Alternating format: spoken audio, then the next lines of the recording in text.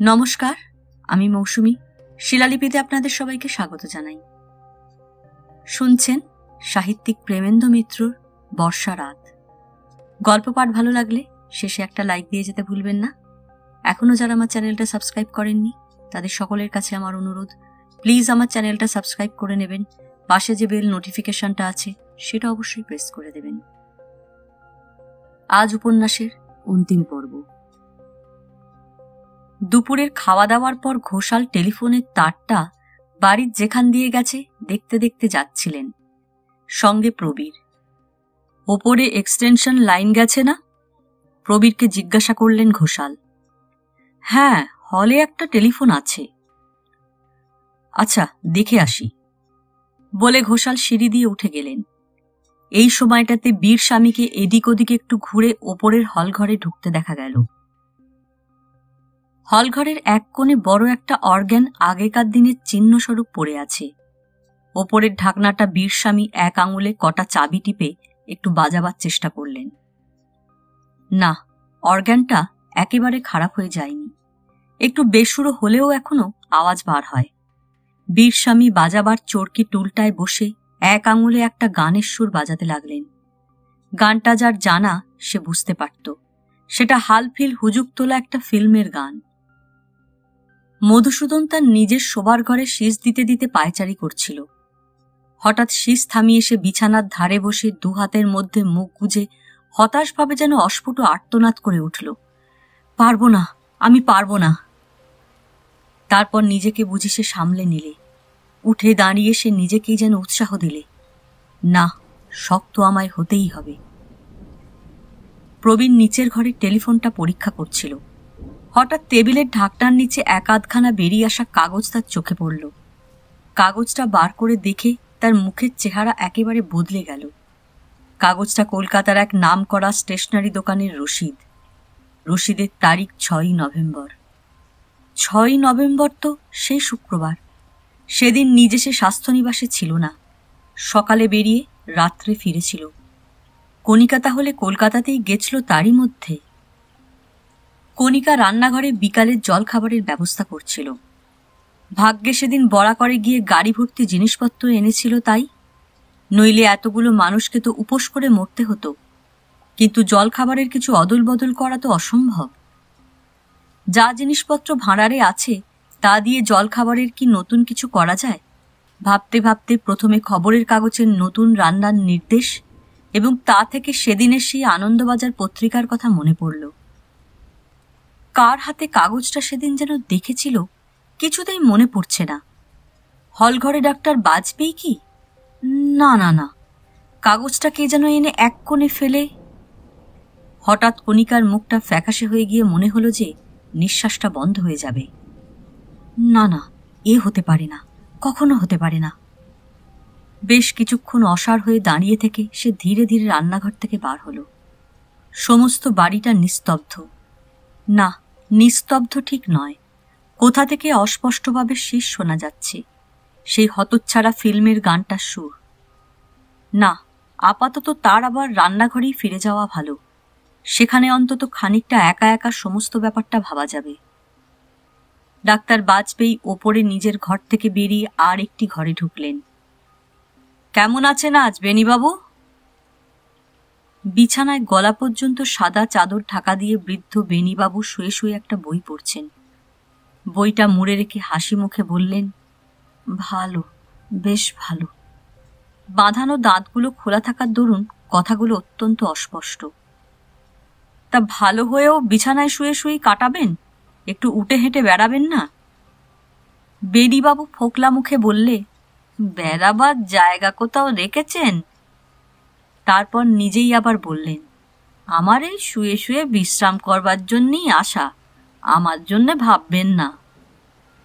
আচ্ছা, তাহলে বিশ্রামই করুন বলে ঘর থেকে বেরিয়ে এদিক ওদিক একবার চেয়ে ডাক্তার বাজপেয়ী হঠাৎ ম্যাথরের সিঁড়ি দিয়ে তাড়াতাড়ি নিচে নেমে গেলেন।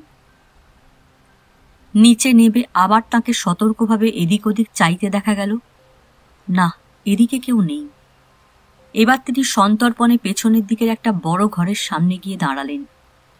ঘরের দরজাটা বন্ধ, তবে তালা দেওয়া নয়, একটা দড়ি দিয়ে কড়া দুটো বাঁধা। যা করতে চান এই তার ঠিক সময়। ডাক্তার বাজপেয়ী ক্ষিপ্র নিপুণ হাতে দড়ির বাঁধন খুলে ঘরটার ভেতরে ঢুকলেন। মিস ধর নিজে ঘরে বসে রেডিওটা চালিয়ে দিলেন। নিচের হলঘর থেকে জেদ করে এটা তিনি নিজের ঘরে আনিয়েছেন।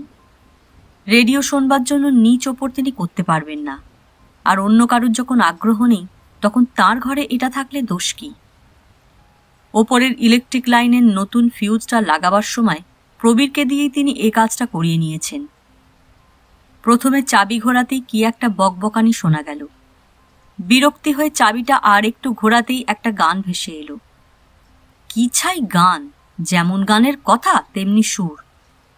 গানটাও বন্ধ করে দিতে যাচ্ছিলেন, হঠাৎ পেছনের দরজাটা খোলার শব্দে চমকে ফিরে তাকালেন।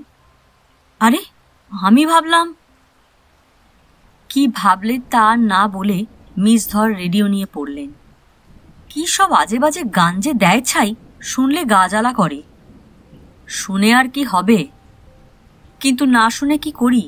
আগে জানলে এমন জেলখানায় আসতাম, চারদিকে জল, আর তার মাঝখানে ঠুঁটো হয়ে কোনো এক খুনে বদমাসের সঙ্গে দিন কাটানো। আমার অবশ্য ওসব আজগুবি কথায় বিশ্বাস নেই। বিশ্বাস সত্যি নেই?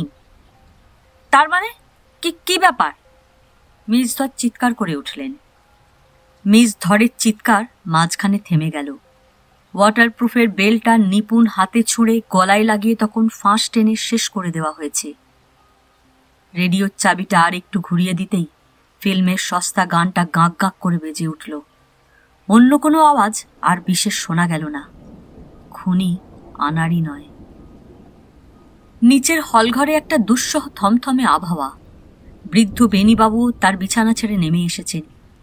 কণিকার মুখ এখনো একেবারে ছায়ের মতো সাদা। প্রবীর তাকে কয়েক ফোঁটা ব্র্যান্ডি খেতে দিয়েছে, কিন্তু সমস্ত শরীর তার যেন থেকে থেকে কেঁপে উঠছে।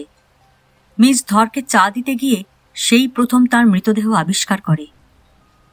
আচ্ছা, আপনি ভালো করে একবার ভেবে দেখুন, মিস ধরের ঘরে যাওয়ার সময় আপনি কাউকে দেখতে বা কোনো কিছু শুনতে পাননি? ঘোষাল যতখানি সম্ভব স্বাভাবিক গলায় জিজ্ঞাসা করলেন। হ্যাঁ, একটা শীষের শব্দ। না না, সেটা অনেক আগে। আমি যেন একটা দরজা বন্ধ করার শব্দ শুনলাম। কোথায়?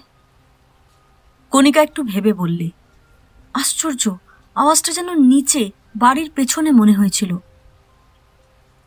ভালো করে মনে করবার চেষ্টা করুন মিসেস লাহিড়ী, আপনার মনে করার উপর অনেক কিছু নির্ভর করছে। না না, আমি কিছু মনে করতে পারছি না। কণিকা কাতরভাবে মাথা নাড়লে। কেন ওকে মিছিমিছি কষ্ট দিচ্ছেন? প্রবীর তীব্র প্রতিবাদ জানালো।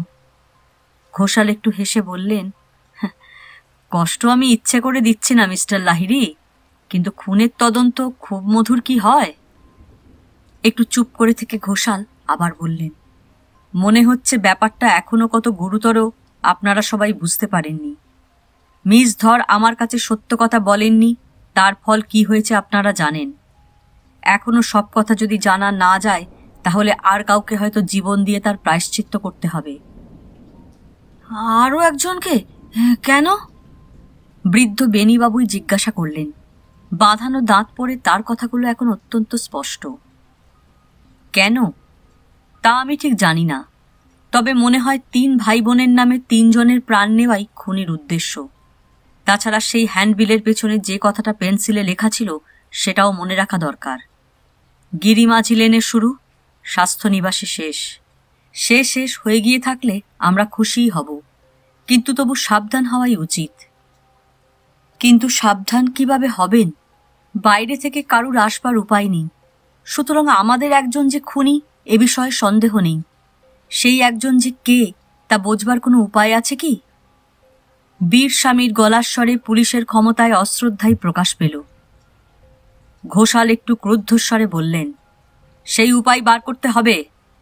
আচ্ছা, আপনারা প্রত্যেকে যে বিবরণ আমায় দিয়েছেন আমি আর একবার তা পড়ে শোনাচ্ছি। নোট বইটা বার করে ঘোষাল এক এক করে পড়ে শোনালেন। মধুসূদন, আপনি বলছেন যে ঘর থেকে বার হননি? না। মধুসূদন যেন কেমন বদলে গিয়েছে, তার সে স্ফূর্তির উচ্ছ্বাস কোথায় গিয়েছে উবে। বেণীবাবু, না আপনি তো বিছানা থেকে ওঠেননি জানি। আপনি প্রবীরবাবু? টেলিফোনটা পরীক্ষা করেছিলেন? হ্যাঁ, বললে প্রবীর। বীরস্বামী ওপরের হলঘরে অর্গান বাজাচ্ছিলেন। তাকে বাজানো বলে না। বীরস্বামী শুধু যেন এই ঘটনার পরও সমান তাজা আছেন। এক আঙুলে একটা গান বাজাবার চেষ্টা করছিলাম। কি গান? আপনাদের বাংলাদেশের এখনকার সবচেয়ে চালু গান, বিড়িওয়ালা থেকে গরুর গাড়ির গাড়োয়ানরাও যে গান গায়। কি সে গান? ঘোষাল একটু অধৈর্যের সঙ্গে জিজ্ঞাসা করলেন। আপনি জানেন না বুঝি? সেই একটা ফিল্মের গান। পাশের ঘরের মধুসূদন বাবুও তো এই গানের সুরই শীষ দিচ্ছিলেন। ঘোষাল ভুরু কুঁচকে মধুসূদনের দিকে তাকাতে সে যেন একটু বিব্রত হয়ে বললে, ঠিক জেনে শুনে ও সুর ভাঁজেনি, নিজের অজান্তেই এসে গেছিল। ডাক্তার বাজপেয়ী এর মাঝে জিজ্ঞাসা করলেন, আচ্ছা, টেলিফোনের লাইন কি আপনা থেকেই খারাপ হয়ে গেছে না কেউ কেটে দিয়েছে? কিছু জানতে পারলেন? পেরেছি। নিচের খাবার ঘরের বাইরের দেওয়ালেই তারটা কাটা। আমি সেই কাটা জায়গাটা তখন সবে খুঁজে বার করেছি। এমন সময় চিৎকার শুনলাম, কিন্তু চিৎকারটা যেন মাঝপথেই থেমে গেল মনে হলো। কিন্তু আপনি ডাক্তার বাজপেয়ী, আপনি বলছেন বেনিবাবুর ঘরে গেছিলেন? হ্যাঁ, মানে তার ঘরেই থাকিনি। ডাক্তার বাজপেয়ী বেনিবাবুর দিকে চেয়েই যেন একটু বেশি বিব্রত হয়ে পড়ে বললেন, আমি আবার নিজের ঘরেই ফিরে গিয়েছিলাম। তাহলে মিস ধরে চিৎকার তো আপনার শোনবার কথা। চিৎকারটা হঠাৎ মাঝপথে বন্ধ হয়ে গেছিল কি? ঘোষাল তীক্ষ্ণ দৃষ্টিতে ডাক্তার বাজপেয়ীর দিকে তাকালেন। হ্যাঁ, মানে সেই রকমই যেন মনে পড়ছে। এ তো যেন যদির কথা নয় ডাক্তার বাজপেয়ী। ঘোষালের স্বর বেশ কঠিন। স্মৃতিশক্তি তো আপনার ভালোই বলে শুনেছি। আপনি মিছিমিছি সময় নষ্ট করছেন মিস্টার ঘোষাল। শুধু ঘোষাল নয়, আর সকলেও প্রবীরের আচমকাই কথায় একেবারে চমকে উঠল। ঘোষালের মুখ চোখ আত্মসংযমের চেষ্টা সত্ত্বেও লাল হয়ে উঠেছে তখন। কোনটা মিছিমিছি করেছি বলুন? ভদ্রভাবে বলার চেষ্টা সত্ত্বেও ঘোষালের গলার স্বর একটু অস্বাভাবিকই শোনালো। আসল কাজ না করে আর যাই করুন তাতে মিছিমিছি সময় নষ্ট, প্রবীর দৃঢ়ভাবে জানালো। আসল কাজটা কি? এতক্ষণ ঘোষালের মুখ দিয়ে হাসি ফুটল। আসল কাজ সবকিছু প্রমাণ যাকে চোখে আঙুল দিয়ে দেখিয়ে দিচ্ছে তাকে এক্ষুনি গ্রেপ্তার করে সমস্ত ব্যাপারটার নিষ্পত্তি করা। সে কে? ঘোষালের মুখ আবার কঠিন হয়ে গেল। প্রবীণ নাটকীয়ভাবে আঙুল দিয়ে দেখাতেই মধুসূদন কাতরভাবে চিৎকার করে উঠল, না না, আমি কিছু জানি না, এসব আমার বিরুদ্ধে ষড়যন্ত্র, আমি জানি। শান্ত হন মধুসূদন বাবু, বৃদ্ধ বেনিবাবুই বলে উঠলেন। কিছু ভয় নেই মধু। কণিকা তার কাছে এসে তার হাতটা ধরে দাঁড়ালো। কেউ তোমার বিরুদ্ধে নয়, তোমার কোনো ভয় নেই। ঘোষালের দিকে ফিরে কণিকা ব্যাকুলভাবে বললে, বলুন মিস্টার ঘোষাল, বলুন, ওকে গ্রেপ্তার করবেন না? ঘোষাল নিজেই যেন একটু বিমূঢ় হয়ে গেছিলেন হঠাৎ এই নাটকীয় ব্যাপারে। তিনি হেসে বললেন, আমি কাউকেই গ্রেপ্তার করছি না। গ্রেপ্তার করার জন্য আমার প্রমাণ দরকার। এমন কোনো প্রমাণ আমি এখনো পাইনি। যথেষ্ট পেয়েছেন, প্রবীর তীব্র স্বরে বললে। কণিকার মাথা খারাপ হয়ে গেছে, আর আপনাদেরও বোধহয় সকলের। সেই 3 ভাই বোনের একজন যদি এখানে সত্যিই আছে মনে করেন, তাহলে সে মধুসূদন ছাড়া আর কেউ হতে পারে না। ওর বয়স দেখুন, ওর ছেলেবেলার কথা জিজ্ঞাসা করুন। তুমি একটু থামবে? কণিকার চোখে এমন একটা দীপ্তি যে প্রবীরকে থামতে হলো। কণিকা ঘোষালের দিকে ফিরে শান্ত স্বরে বললে, আপনার সঙ্গে আমার একটা গোপন আলোচনা করবার আছে। বেশ তো, বলে ঘোষাল সকলের দিকে চাইলেন। আমরা যাচ্ছি বলে আর সবাই বেরিয়ে গেল। প্রবীর দাঁড়িয়ে রইল। তোমাকেও যেতে হবে, কণিকা দৃঢ় স্বরে বললে। কণিকার দিকে জ্বলন্ত দৃষ্টি হেনে প্রবীর এবার বেরিয়ে গেল। কি বলতে চান বলুন? ঘোষাল উৎসুক দৃষ্টিতে কণিকার দিকে চাইলেন। শুনুন মিস্টার ঘোষাল, আপনারা সবাই ধরে নিয়েছেন যে সে 3 ভাই বোনের যে বড়, সেই এসব ব্যাপারের মূলে আছে। সেই রকম অনেকগুলো প্রমাণ যে পাওয়া গেছে। কি পাওয়া গেছে? কণিকা উত্তেজিতভাবে বললে। গিরিমাঝি লেনের খুনির মুখ কেউ দেখেনি। ওয়াটারপ্রুফের তলায় কে কম বয়সী কে বুড়ো কিছু বোঝা যায় না। নেহাত বেনিবাবুর মতো অথর্ব যদি না হয়। এখানেও মিস ধরকে যে খুন করেছে সে যুবক না প্রৌঢ় কে বলতে পারে? কিন্তু প্রৌঢ় হলে তার এসব খুন করার একটা কারণ তো চাই। ঘোষাল বললেন, কারণ কি কিছু থাকতে পারে না? আপনারা সেই 3টি ছেলেমেয়ের কথাই জানেন। তাদের কোনো কাকা কি মামা কি থাকতে পারে না, যে হয়তো সম্পূর্ণ প্রকৃতিস্থ নয়, সেই অনাথাশ্রমের অত্যাচারের যে প্রতিশোধ নিতে চেষ্টা করেছে? কাকা মামা কেউ ছিল কিনা ঠিক জানি না, কিন্তু এরকম সন্দেহ আপনার হলো কেন? হলো ডাক্তার বাজপেয়ীকে দেখে। তার অনেকগুলো চালচলন কেমন অদ্ভুত। তাছাড়া পুলিশ আসছে শুনে তার মুখের ভাব কিরকম বদলে গিয়েছিল আমি স্পষ্টভাবে লক্ষ্য করেছি। ঘোষাল এতক্ষণে সত্যি কৌতূহলী হয়ে উঠলেন। পুলিশ আসছে শুনে মুখের ভাব বদলে গিয়েছিল? সত্যি? হ্যাঁ, আমি স্পষ্ট দেখেছি। ওই মুখোশের মতো মুখ তো দেখছেন, সেই মুখের চেহারা অন্যরকম হয়ে গিয়েছিল। ঘোষাল একটু চুপ করে থেকে বললেন, এটা ভাববার কথা। ব্যাপার কি জানেন মিসেস লাহিড়ী, এসব ব্যাপারে অত্যন্ত সাবধানে অনেক দিক বিচার করে আমাদের কাজ করতে হয়। কার ভেতর যে কি আছে আমরা কিছুই বাইরে থেকে জানি না, অন্তত আপনার লোকের বেলাতেও না। কথাটা বলে যেন একটু অস্বস্তি বোধ করে ঘোষাল চলে গেলেন। কণিকার মুখ চোখ তখন লাল হয়ে উঠেছে। যে কথাটা মনের ভেতর সে চেপে রাখতে চাইছে, ঘোষাল সেই কথাটাই তাকে স্পষ্ট করে শুনিয়ে দিয়েছেন বলেই কি তার এই অসহ্য অস্বস্তি? অন্তত আপনার লোকের বেলাতেও না। গানের ধোঁয়ার মতো কথাটা কেবলই যেন তার কানে বাজছে। বন্যা, ভূমিকম্প, মৃত্যু, হত্যা যাই কেন ঘটুক না, মানুষকে আহারের চিন্তা তবু করতে হয়, আর তার দায়িত্ব শুধু মেয়েদের। চাকর বাকরেরাও এইসব ব্যাপারে কেমন যেন ভ্যাবাচাকা হয়ে গেছে। কণিকাকেই তাই রান্নাঘরের কাজ নিজেকেই দেখতে হয়। রান্নাঘরে উনুনে ভাতের হাঁড়ি চাপিয়ে সে একাই তখন তরকারির মশলা বাটছিল। এমন সময় হাঁপাতে হাঁপাতে মধুসূদন সেখানে ঢুকল। শুনেছেন কণিকা দেবী, শুনেছেন? কণিকা চমকে উঠে দাঁড়ালো। আবার কি হয়েছে? ইন্সপেক্টর সাহেবের রবারের ভেলাটা চুরি গেছে। ইন্সপেক্টরের কি রাগ যদি দেখতেন। কিন্তু সে রবারের ভেলা চুরি যাবে কেন? তাতে কার কি লাভ? কণিকা অবাক হয়ে জিজ্ঞাসা করলে। আমিও তো তাই ভাবছি।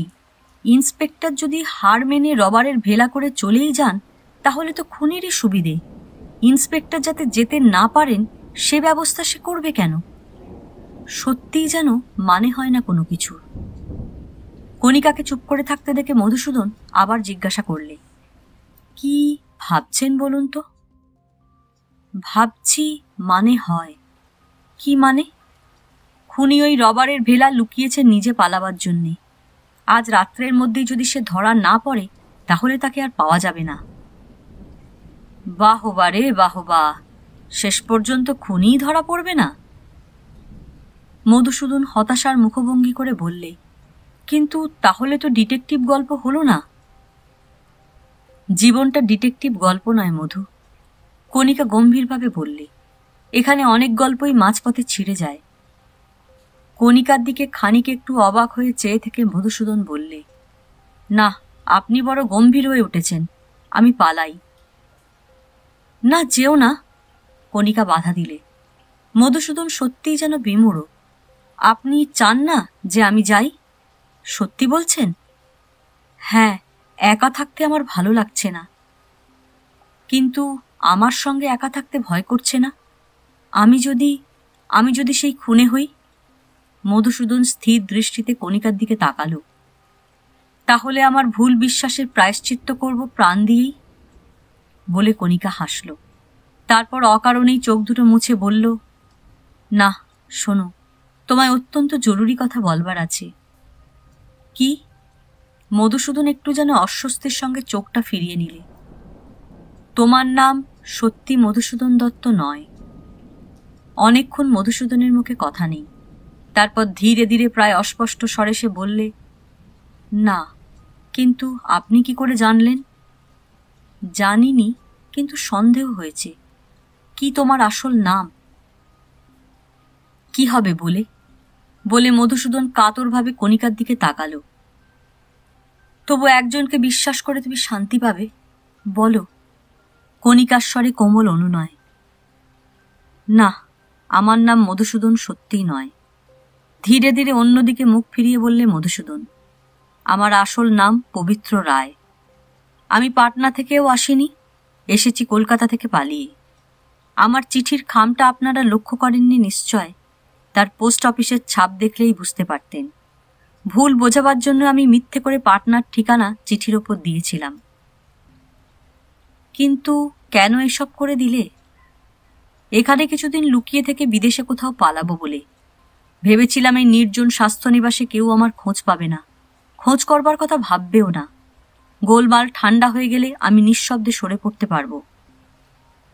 কিসের গোলমাল সেইটাই তো বুঝতে পারছি না, কণিকা বললে। এখনই বুঝতে পারবেন। আমি শুধু একটা সুটকেস নিয়েই এসেছি, কিন্তু ওই সুটকেস নোটের তাড়ায় ভর্তি। তুমি তুমি চুরি করেছ? কণিকা স্তম্ভিত। হ্যাঁ, চুরিই বলতে পারেন। অবশ্য আমার বাবার টাকাই চুরি করেছি। আমাদের বড়লোক বোধহয় বলা যায়। বাবার অনেক রকম ব্যবসা আছে, তিনি আমাকে সেই ব্যবসাতে বসাতে চান, কিন্তু আমার ভালো লাগে না। বিশ্বাস করুন, আমার কাছে সেসব বিষ। আমি পড়তে চাই, বৈজ্ঞানিক হতে চাই। ক্ষমতা আমার কতদূর আমি জানি না, কিন্তু সেই আমার স্বপ্ন। বাবা অত্যন্ত রাশভারী জেদি লোক, শুধু নিজের মতেই চলেন, আর কারোর ইচ্ছে অনিচ্ছে গ্রাহ্যই করেন না। একবার দুবার বলতে গিয়ে ধমক খেয়ে আমি ভয়ে চুপ করে গেছি, কিন্তু অসহ্য লেগেছে আমার ওই ব্যবসাদারির কাজ। তাই শেষ পর্যন্ত অনেক বুদ্ধি খাটিয়ে পরিকল্পনা করে আগে থাকতে এইখানে চিঠি দিয়ে একদিন একটি ব্যবসার সিন্ধুকের সমস্ত নগদ টাকা নিয়ে পালিয়ে এসেছি। এই বন্যায় সব বন্ধ না হলে হয়তো খবরের কাগজে আমার ছবি শুদ্ধ বিজ্ঞাপন দেখতে পেতেন। বাবা নিজের চেষ্টায় বড় হয়েছেন, তার কাছে এরকম অপরাধের মার্জনা নেই। মধুসূদন এক নিঃশ্বাসে এত কথা বলে একেবারে যেন ভেঙে পড়ল। একটা চৌকির ওপর বসে পড়ে দু হাতের মধ্যে মাথা গুজে আবার বললে, এখন আপনার ঘৃণা হচ্ছে? বলুন, সত্যি করে বলুন। না মধু, এতটুকু ঘৃণা হচ্ছে না। কণিকার স্বর অত্যন্ত স্নিগ্ধ। কিন্তু তোমাকে ফিরে যেতে হবে। পালিয়ে যাওয়ার চেয়ে কাপুরুষতা কিছু নেই। তুমি তোমার বাবাকে শেষবার গিয়ে বলো, তার ব্যবসার কাজ তোমার দ্বারা হবে না। তাতে তোমার ইচ্ছে মতো কাজ যদি তিনি করতে না দেন, সব ছেড়ে তুমি চলে এসো। জীবনে যদি তারপর বিফল হও, তবু মাথা তোমার উঁচু থাকবে। বলো, যাবে? যাব কণিকা দেবী। কণিকা দেবী ভারী বিশ্রী শোনায়। কণিকা হাসল। ওটা বলো না। কি বলবো তাহলে? কি বলবে জানো না? কণিকা কপট রাগ দেখালে। একটু বিমূঢ় হয়ে থেকে মধুসূদন হেসে ফেললে। না, এখন হঠাৎ লজ্জা করছে। একটু রসভঙ্গ করছি বোধহয়। দুজনেই চমকে ফিরে তাকালো। প্রবীর পেছনে এসে দাঁড়িয়েছে। তার মুখের চেহারা তার গলার স্বরের মতোই কঠিন। পর মুহূর্তে সে রাগে ফেটে পড়ল। এ ঘরে কি জন্যে তুমি এসেছ? আমার স্ত্রীর সঙ্গে গোপনে কি এত তোমার দরকার? মধুসূদন প্রথমটায় সত্যি হকচকিয়ে গেছিল। তারপর নিজেকে সামলে হেসে বললে, আমি রান্না শিখছিলাম। বেরিয়ে যাও এখান থেকে। প্রবীর গর্জন করে উঠল, এখনই, এই মুহূর্তে। কণিকা এতক্ষণ কাঠ হয়ে দাঁড়িয়েছিল। এবার শান্ত দৃঢ় স্বরে বলল, যাও মধু। আচ্ছা, যাচ্ছি তাহলে। একটু হেসে দরজা পর্যন্ত গিয়ে মধুসূদন আবার ফিরল। আমি কিন্তু কাছাকাছি থাকব। বেরিয়ে যাও বলছি। প্রবীরের এই মূর্তি কণিকা কখনো দেখেনি। যাচ্ছি যাচ্ছি বলে মধুসূদন চলে যাবার পরই প্রবীর ঘৃণা ভরে কণিকার দিকে ফিরল।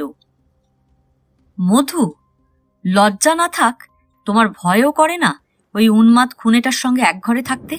ওকে তুমি এখনো চিনতে পারোনি? কণিকা অদ্ভুতভাবে প্রবীরের দিকে চেয়ে থেকে বললে, না, পারিনি। কাকে কতটুকু আমরা চিনি, চিনি মনে করাই ভুল। কি তুমি বলতে চাচ্ছ? কিছু না, বলে কণিকা মুখ ফিরিয়ে নিলে। হঠাৎ বেশ একটু বলেই তাকে হাত ধরে নিজের দিকে ফিরিয়ে প্রবীর বলল, আমি তোমার দু চক্ষের বিষ হয়ে উঠেছি হঠাৎ, না? এই মধুসূদনের সঙ্গে দেখা হবার পরেই কেমন? কণিকা কোনো উত্তর দিলে না। তার চোখ দুটো তখন জ্বলছে। প্রবীর আবার বললে, কিন্তু মধুসূদনের সঙ্গে নতুন আলাপ তো মনে হচ্ছে না। মনে হচ্ছে পুরনো প্রেম আবার হঠাৎ দেখা হয়ে উথলে উঠেছে। কোথায় প্রথম দেখা হয়েছিল? কলকাতায়? কণিকার চোখের দৃষ্টি হঠাৎ বদলে গেল। জ্বালার বদলে সেখানে কেমন যেন একটা ভয় আর বিমূঢ়তা। অস্পষ্ট স্বরে সে বললে, কলকাতায়। হ্যাঁ, কলকাতায় তুমি যাওনি গত শুক্রবারে? সারাদিন আমি যখন বাড়ি ছিলাম না সেই সুযোগে? কি চুপ করে আছো কেন? গেছলে কিনা বলো। পকেট থেকে হঠাৎ দোকানের রসিদটা বার করে প্রবীর তার সামনে ধরলে। যদি মনে না থাকে তো তারিখটা পড়ে দেখো রসিদের। কণিকার মুখ আবার কঠিন হয়ে উঠল। ধীরে ধীরে বললে, হ্যাঁ গেছলাম। হয়তো তোমার সঙ্গে সেখানে দেখা হয়ে যেতে পারত। আমার সঙ্গে? প্রবীর তীক্ষ্ণ দৃষ্টিতে কণিকার দিকে তাকালো। হ্যাঁ, তোমার সঙ্গে। কণিকা চৌকির ওপর থেকে খবরের কাগজটা তুলে এনে প্রবীরের সামনে ধরে বললে, অতি বড় চালাক সাবধানেরও একটু ভুল হয়ে যায় মাঝে মাঝে। এই কাগজটা যে কলকাতা থেকে কিনেছিলে সেটা ভুলে গিয়েই সঙ্গে করে এনেছিলে। কাগজটা যে তুমি এনেছো সেটাই আগে আমি মনে করতে পারছিলাম না। মিস্টার ঘোষাল কাগজটা দেখিয়ে না দিলে জানতেও পারতাম না বা মনে করবার চেষ্টাও করতাম না। মিস্টার ঘোষালের সঙ্গে এই নিয়ে তুমি আলোচনা করেছো? প্রবীর উত্তেজিতভাবে কণিকার দিকে এগিয়ে এলো। দাম্পত্য আলাপ বড় মধুর। চাপা গলার একটু হাসির সঙ্গে কথাগুলো শুনেই দুজনে ফিরে তাকালো। বীর স্বামী যে কখন নিঃশব্দে এসে ঘরে ঢুকেছেন তারা টেরই পায়নি। কিন্তু গরজ বড় বালাই। বীর স্বামী আবার বললেন, ইন্সপেক্টর সাহেব একেবারে অস্থির হয়ে উঠেছেন। আমাদের এক্ষুনি তার কাছে দোতলায় যেতে হবে। কেন? প্রবীর অপ্রসন্ন স্বরে জিজ্ঞাসা করলে। কেন? সেইটাই তো মজা। পুলিশ যে আজকাল আবার নাটুকে হয়ে উঠেছে তা জানতাম না। মিস ধর খুন হবার সময় আমরা যে যেখানে যেভাবে ছিলাম তিনি তারই আবার কি বলে পুনরাভিনয় চান। তাই থেকেই নাকি খুনিকে তিনি ধরে ফেলবেন। এসব পাগলামির কোনো মানে হয় না। প্রবীর তিক্ত স্বরে বলে উঠল। আসল খুনিকে ছেড়ে রেখে দিয়ে উনি অভিনয়ের ছেলে খেলা করছেন। এই অভিনয় করতে গিয়েই দেখবেন সাংঘাতিক কিছু একটা হবে। সেটা আমার ধারণা। বীরস্বামী অদ্ভুত মুখভঙ্গি করলেন। কিন্তু আসল খুনিটা কে? ওই মধুসূদন? তাছাড়া কে? চলুন, বলে প্রবীর এগিয়ে গেল। কণিকা কিন্তু আপত্তি জানিয়ে বললে, আমি কিন্তু যাচ্ছি না, আমার রান্না বান্না আছে। আমি না গেলেও মিস্টার ঘোষাল কিছু মনে করবেন না। আমিও তাহলে থাকি আপনাকে সাহায্য করতে, বলে বীরস্বামী দাঁড়িয়ে পড়লেন। না না, চলুন, সবাইকে যেতে হবে, প্রবীর ফিরে দাঁড়িয়ে কঠিন স্বরে বললে। বীরস্বামী আবার সেই অদ্ভুতভাবে খুক খুক করে হেসে বললেন, দেখছেন মিসেস লাহিড়ী, আপনার সঙ্গে মিস্টার লাহিড়ী আমায় একা থাকতে দিতে চান না। আমাকে ওর ঠিক বিশ্বাস নেই। নিজের রসিকতায় নিজেই তিনি শুধু হাসলেন। ওপরে যাবার পর আর একবার সমস্ত ব্যাপারটা বুঝিয়ে দিয়ে ঘোষাল বললেন, আগে যেখানে যেরকম যা হয়েছিল তাই আবার সকলকে করতে হবে বটে, কিন্তু একটু অন্যভাবে। প্রত্যেকের জায়গা এবার বদল হয়ে যাবে। যেমন নিচের ঘরে টেলিফোনের কাছে থাকবেন এবার ডাক্তার বাজপেয়ী, আর তার ঘরে আসবেন মিস্টার লাহিড়ী। বীরস্বামী যাবেন রান্নাঘরে, আর তার জায়গায় অর্গান বাজাবেন মিসেস লাহিড়ী। এই অদল বদল কেন? ডাক্তার বাজপেয়ী বিস্মিতভাবে জিজ্ঞাসা করলেন। কারণ তাহলে আমাদের মধ্যে যিনি সত্য কথা বলেননি তার ফাঁকি ধরা পড়বে। কেমন করে আমি তো বুঝতে পারি না, বৃদ্ধ বেণীবাবু বললেন। ঘোষাল হেসে বললেন, বোঝার ভারটা আমার উপরই ছেড়ে দিন না। আর তাছাড়া আপনাকে বদলি কোথাও যেতে হবে না। আপনি নিজের ঘরে যেমন শুয়েছিলেন তাই থাকবেন। তাহলে আর দেরি কেন? শুভস্য শীঘ্রম, বলে বীরস্বামী উঠে পড়লেন। দাঁড়ান বীরস্বামী, ঘোষাল তাকে থামালেন।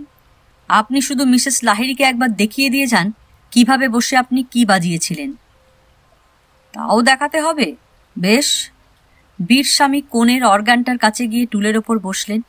তারপর বড় বাজিয়ের মতো সকলকে একবার মাথা নুইয়ে নমস্কার জানিয়ে গম্ভীরভাবে ঘোষণার সুরে বললেন, এইবার আপনারা সুবিখ্যাত অর্গানবাদক শ্রী রামানুজ বীরস্বামীর আশ্চর্য অর্গানবাদন শুনতে পাবেন। প্রবীর চাপা গলায় ঘোষালকে বললে, অসহ্য ভাঁড়ামি। এই ভাঁড়ামিটাও একটা মুখোশ মিস্টার লাহিড়ী, বলে ঘোষাল হাসলেন। ওই মুখোশগুলোই ভেদ করতে হবে।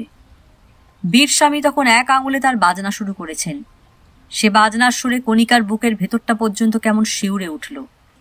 ঘোষাল তার দিকেই চেয়েছিলেন, জিজ্ঞাসা করলেন, পারবেন মিসেস লাহিড়ী এইভাবে বাজাতে? দাঁতে দাঁত চেপে কণিকা বললেন, পারব। অন্তত একটা অনুভূতি তার মধ্যে জাগছে, জাঁতা কলের মতো একটা ফাঁদ পেতে যেন ধীরে ধীরে তাকে চেপে ধরছে।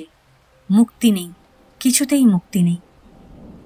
তাহলে আপনি গিয়ে যথাস্থানে বসুন, আপনারাও চলুন যে যার নতুন জায়গায়, বলে ঘোষাল আর সকলের সঙ্গে বেরিয়ে যেতে গিয়ে দরজায় একটু থেমে আবার নির্দেশ দিলেন, ঠিক 5 মিনিট, সামনে হাতের ঘড়িটা রেখে সময় দেখে নিতে পারেন।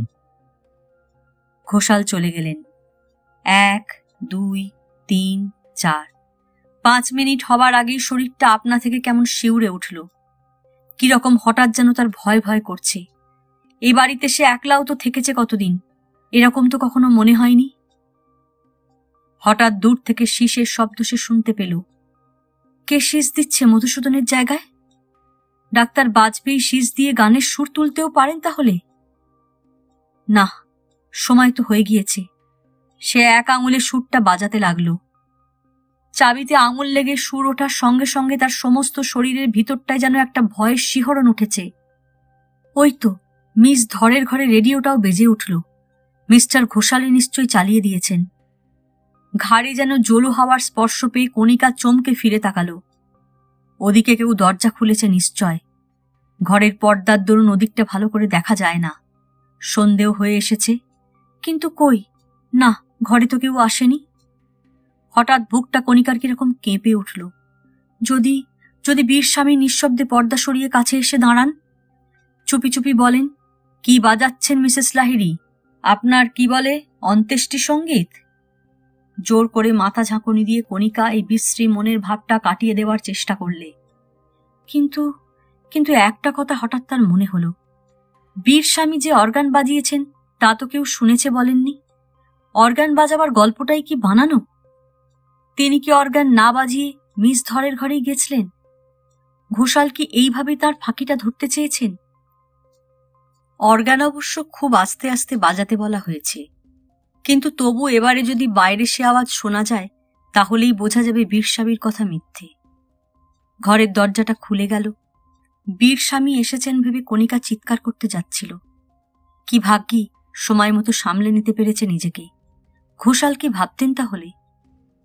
ঘোষালই ঘরে ঢুকেছেন, কাছে এসে বললেন, ধন্যবাদ মিসেস লাহিড়ী। ঘোষালকে এত খুশি কণিকা এ পর্যন্ত দেখেনি। যা চাইছিলেন তা পেয়েছেন তাহলে? কণিকা হেসে জিজ্ঞাসা করলে বাজনা থামিয়ে। হ্যাঁ, ঘোষালের মুখে বেশ একটু গর্বের আনন্দ। ঠিক যা আশা করেছিলাম তাই। কে মিস্টার ঘোষাল? কণিকা আগ্রহে অধীর হয়ে জিজ্ঞাসা করলে। বাহ, কে আপনি জানেন না? এখনো বুঝতে পারেননি? ঘোষাল হাসলেন। আপনার মতো বুদ্ধিমতী মেয়ের এতক্ষণে বোঝা উচিত ছিল। কিন্তু আমি তো ঠিক।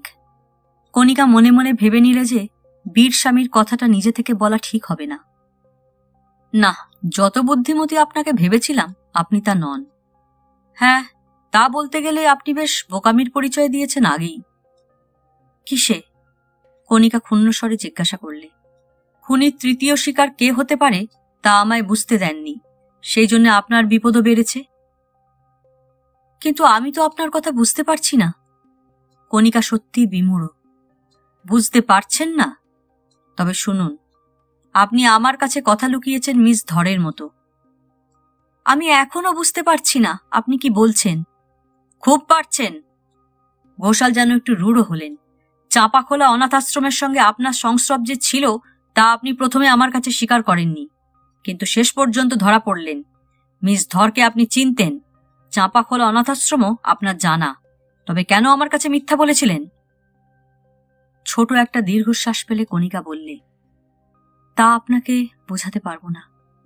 আমি মন থেকে ও জায়গার স্মৃতি সত্যি মুছে ফেলতে চেয়েছিলাম। হ্যাঁ, জানি কেন। আপনার নাম তখন কণিকা ছিল না, কেমন? হ্যাঁ, আমার নাম ছিল তপতী। জানি আপনার বয়স যা বলছেন তাও সত্য। তখনই আপনার বয়স 19-20। আপনি অনাথ আশ্রমে মিসেস এমডির তাবেদারিতে হেসেলের কাজ করতেন। না, আমি বলছি হ্যাঁ, না না, বিশ্বাস করুন আমায়। বিশ্বাসের যোগ্য আপনি নন।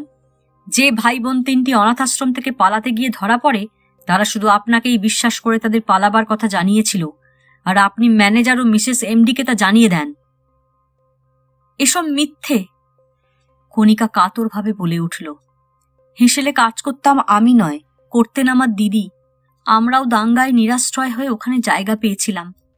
ম্যানেজার মিস্টার দাস আর তার স্ত্রী ছিলেন পিশাচের মতো নির্মম। তাঁরা ছেলে মেয়েদের খেতে পর্যন্ত দিতেন না। দিদি তখন বড় বলে তাকে হেসেলে কাজ করতে হতো সেখানে। ছেলে মেয়েদের দুঃখ দেখতে না পেরে দিদি ও আমি চুরি করে মাঝে মাঝে তাদের খাবার এনে দিতাম। তার জন্য ধরা পড়ে মার খেয়ে পিঠের চামড়াও উঠে গেছে। ছেলে মেয়ে তিনটি পালাবার সময় দিদি তাদের বুঝিয়ে প্রথমে বারণ করবার চেষ্টা করেছিল। তারা কিছুতেই না শোনায় তাদের সাহায্যও করেছিল খাবার আর পয়সা দিয়ে। কিন্তু দিদি নয়, হেসেলের আরেকজন চাকরানি তাদের পালাবার কথা কেমন করে যেন জেনে ফেলে মিসেস এমডিকে খুশি করবার আশায় বলে দেয়। সেই ছেলে মেয়ে তিনটি তো ধরা পড়েই দিদিরও শাস্তির শেষ থাকে না। শুধু সেই ছেলেটি মারা যাবার কথাই সকলে জানে। আমার দিদিও যে সেই নির্যাতনের পর থেকে ধীরে ধীরে বিছানার সঙ্গে মিশিয়ে গিয়ে মারা যায়।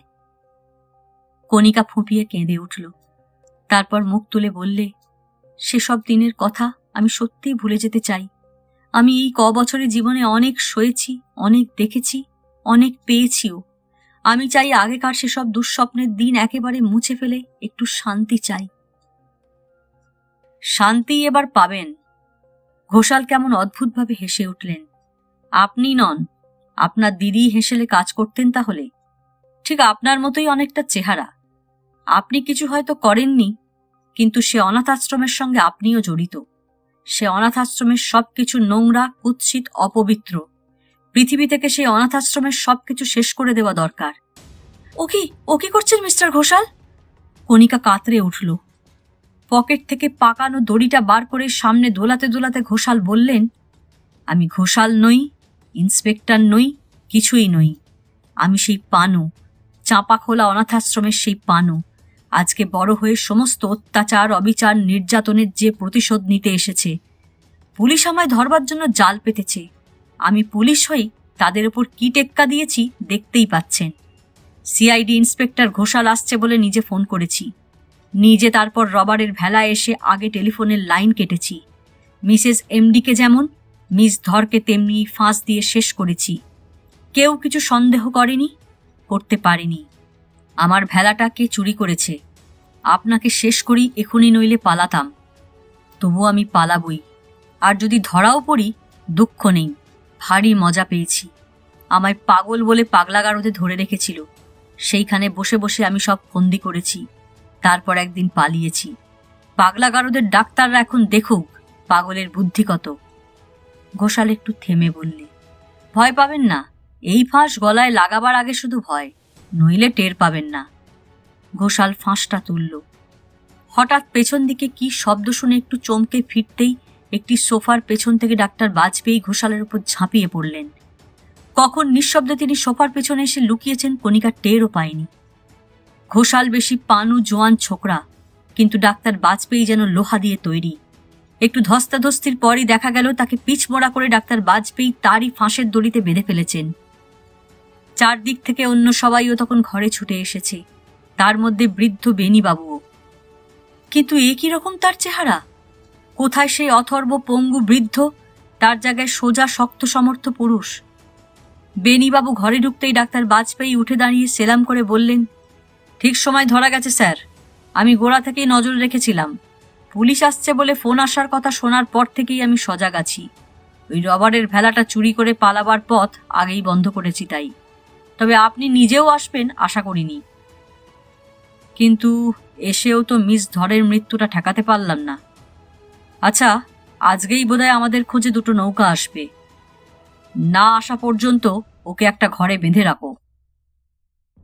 বীর স্বামী দুজনের দিকে চেয়ে সে অদ্ভুত মুখভঙ্গি করে বললেন, কিন্তু আপনারাই আসল পুলিশের লোক? খেয়াতাজ্জব, বাজপেয়ী আপনার নাম নিশ্চয় নয়? ডাক্তার বাজপেয়ী বলে পরিচিত পুলিশের লোকটি হেসে বললে, না, আমি দাশরথী ঘোষ, ইন্সপেক্টর ঘোষ বলতে পারেন। আর উনি ইসমাইল সাহেব, এখানকার আডিসি। ডাক্তার বীরস্বামী খুব খুব করে হেসে উঠলেন। এখানে সবাই তাহলে একরকম নাম ভারিয়ে দেখা যাচ্ছে, শুধু আমি বাদে। আমিও নয়, আমার নাম প্রবীর লাহিড়ী। আগ্রায় মিউনিসিপ্যালিটি অফিসে গিয়ে বার্থ রেজিস্টারের নাম আছে, দেখে আসতে পারেন। আমি একটা অনুরোধ করতে পারি? এতক্ষণে মধুসূদনের গলায় শোনা গেল, আমার এই সুটকেসটার সঙ্গে আপনাদের নৌকোয় আমায় একটু জায়গা দেবেন? আমার কলকাতা ফেরা অত্যন্ত জরুরি। ইসমাইল সাহেব ঠাট্টা করে বললেন, শুধু সুটকেসটাকে জায়গা দিলে হবে না? না, বিশ্বাস করে আপনাদের পুলিশের হাতে ওটা ছাড়তে পারবো না। মধুসূদন রূপী পবিত্র হেসে বললে, সুটকেস ভর্তি নোটের তাড়া কিনা? ঠাট্টা ভেবে সবাই হেসে উঠল। পবিত্র তারপর এদিক ওদিক চেয়ে বললে, হোটেলের মালিকরা গেলেন কোথায়? বোঝাপড়া করতে নিশ্চয়, বন্যার জলে সব ঘুলিয়ে দিয়েছে কিনা? বলে বীরস্বামী হেসে উঠলেন। মধুসূদন রূপী পবিত্র আর তখন সেখানে নেই। নিচের নিজের ঘরে স্বামী স্ত্রীর সত্যিই তখন বোঝাপড়া চলছিল। কণিকা অত্যন্ত অপরাধীর মতো বললে, আমায় ক্ষমা করো, আমি তোমাকে পর্যন্ত সন্দেহ করেছিলাম। সত্যি সেদিন তুমি যে কলকাতায় গেছিলে আমায় জানাওনি কেন? জানাইনি তোমায় একটু অবাক করে দেব বলে। আমাদের বিয়ের তারিখে তোমার একটা উপহার কিনতে গেছিলাম লুকিয়ে, কিন্তু তুমি তো আমায় কলকাতায় যাওয়ার কথা লুকিয়েছ। কণিকা হেসে বললেন, তুমি অত রেগে না থাকলে রশিদটা পড়লেই আমার যাওয়ার কারণ বুঝতে পারতে। রশিদ একটা ফাউন্টেন পেনের, বুঝেছ, তোমারই জন্যে কেনা। হঠাৎ দরজাটা খুলেই মধুসূদন ওরফে পবিত্র বললে, সরি, আমার ঠিকানাটা আপনাকে দিতে এলাম কণিকাদি। বাবার সঙ্গে যদি বনিবনাও হয় তাহলে আমি চিঠি দিলে যেন উত্তর পাই। তা তো বুঝলাম, কিন্তু হঠাৎ কণিকাদি এলো কোথা থেকে? প্রবীর এখনো মধুসূদনের ওপর খুব প্রসন্ন হতে পেরেছে মনে হলো না, কিন্তু মধুসূদন রূপী পবিত্র সেদিকে ভ্রুক্ষেপ নেই। একটু হেসে সে বললে, আগেই উনি বলবার অনুমতি দিয়েছিলেন, কিন্তু আমার কেমন লজ্জা করছিল। কিছুদিন বাদেই লাহিড়ীদের নামে স্বাস্থ্যনিবাসে একসঙ্গে একটি চিঠি ও একটি পার্সেল এলো। চিঠিটা মধুসূদন ওরফে পবিত্রর। লিখেছে, বাবা মত পাল্টেছেন। পাল্টেছেন বোধহয় সুটকেস ভর্তি নোটের তারা ফেরত পেয়ে অবাক হয়ে। আমি ইউরোপ যাচ্ছি শিগগিরই পড়তে, যাবার আগে দেখা করবে নিশ্চয়। আর প্যাকেটটি পাঠিয়েছেন বীরস্বামী। ভেতরে একটা অত্যন্ত দামি ও দুষ্প্রাপ্য বিদেশি ফাউন্টেন পেন ও পেন্সিলের ডেস্ক সেট ও তার চেয়েও দুর্লভ দামি মেয়েদের একটা হাতঘড়ি। তারই সঙ্গে ছোট একটা কার্ডে লেখা, বীরস্বামীর ঋণ শোধ। জিনিসগুলো পেয়ে প্রবীর ও কণিকা হতভম্ব। এসব জিনিস তো আজকাল পয়সা দিলেও পাওয়া যায় না। বীরস্বামী কি চোরাই মালের কারবারি নাকি? প্রবীর বলে ওঠে বিমূঢ়ভাবে। কণিকা আঙুল তুলে তাকে শাসিয়ে বলে, দেখো, যা শিক্ষা আমাদের হয়েছে তারপর আর কাউকে সন্দেহ করবে না, বিশ্বাসও না। এই উপন্যাস এখানেই শেষ। গল্প পাঠ ভালো লাগলে লাইক, শেয়ার, কমেন্টস করতে ভুলবেন না। আজকের মতো নমস্কার।